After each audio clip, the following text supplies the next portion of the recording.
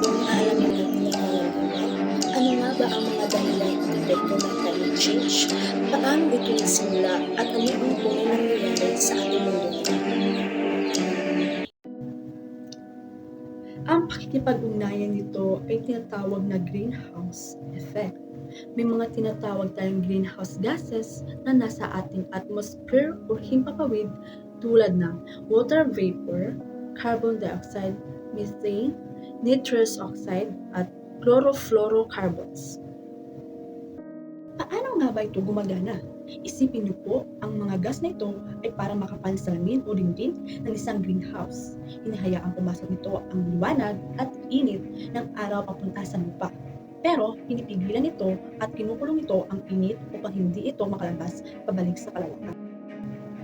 Habang dumadami ang mga gas na ito dulot ng polusyon at industriya, lalong kumakapal ang kumot o layer sa paligid ng mundo.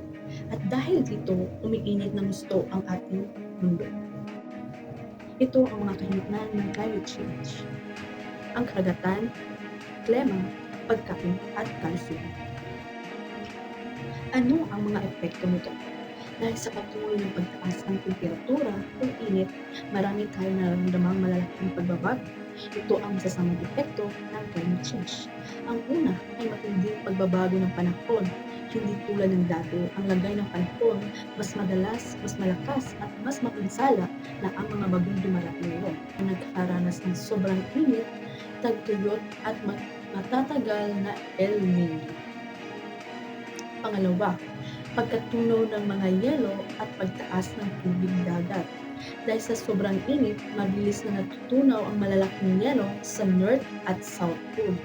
Dahil dito, patuloy at tumataas ang level ng tubig sa dagat. Nanganganib na tuluyang malubog ang mababang lugar, probinsya at maging ang maliliit na isla. Pangatlo naman ay malaking epekto sa kalikasan at buhay.